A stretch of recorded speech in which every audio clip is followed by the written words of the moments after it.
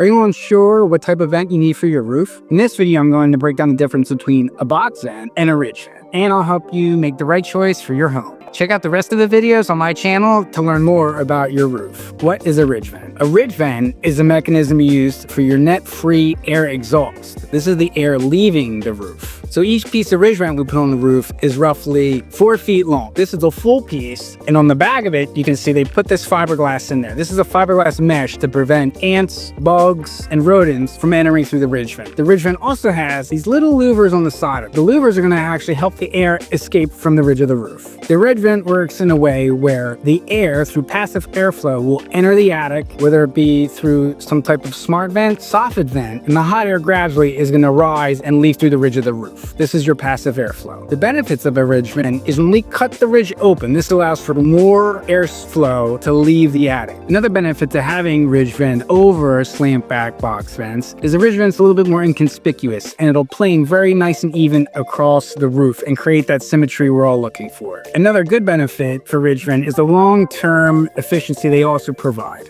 The only con to having ridge vent is it costs a little bit more to put in, and you also need the proper amount of air intake through your soffit. You need 50% air intake compounded with 50% exhaust through the ridge of the roof. What is a box vent? A box vent is another means to mitigate the hot air in the roof and have that exhaust. The box vent gets nailed to the roof in 4 different corners, gets ice shield put around it. This is the intake in the attic for the air to enter, and then it can be exhausted through these louvers on the side. A box vent, for the most part, are real good in tight roof facets, meaning you don't have a lot of square footage on the roof. This is a good place to put a box vent. Benefits of having box vents is that it's a lower installation cost, meaning this will save you in labor. Pros of getting box vents installed in your home are they're for smaller roof facets.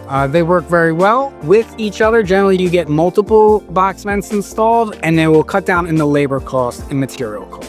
So the downsides for getting box vents installed is usually there's multiple installed on a roof. So if you have a home that's 40 feet long, you're gonna get upwards of 6 of these installed on the roof. To the eye, it doesn't always look great for your curb appeal. Unlike the ridge vent, the box vent is a lot more visible on the roof. It doesn't blend in as the ridge vent would. What are the key differences between ridge vent and box vent? First, let's talk about the cost. The ridge vent is gonna be a little bit more expensive, but overall is a better application for your roof in efficiency and durability. The box vents to get installed on your roof are a little bit less expensive, will cut down in materials cost and labor. However, it doesn't make for good curb appeal. Looking at the home, whether it be from the rear or the front, you're going to see many of these throughout the roof. Next up, we're going to discuss ventilation efficiency. So from the perspective of a ridge vent versus a box vent, a ridge vent is going to allow more air to pass through the roof. Not only more efficient, but it looks better on the home. And on the other hand, a box vent is a little bit less efficient because it's not going to give you as much airflow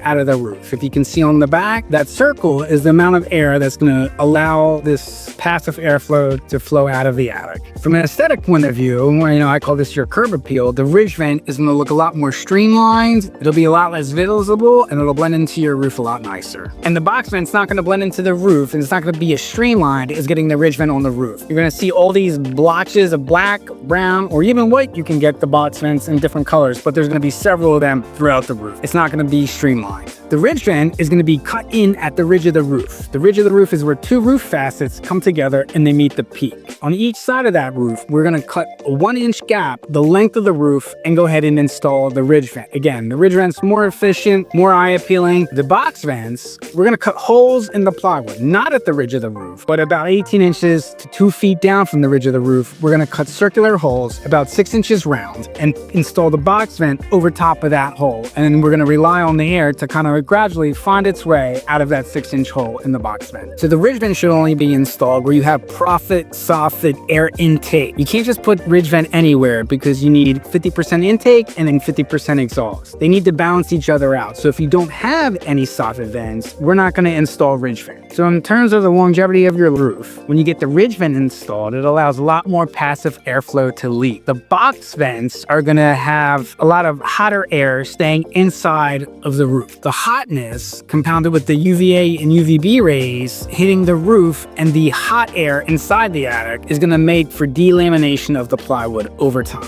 which vent is the right choice for you. So you should have ridge vent installed if it's really hot on the second floor or really hot in your attic. As long as you have a wide enough area to install ridge vent, that's the way to go. A box vent will only be installed in certain situations where you might not have passive airflow from your soffits, or you have a really finite space to be able to install the exhaust from the attic.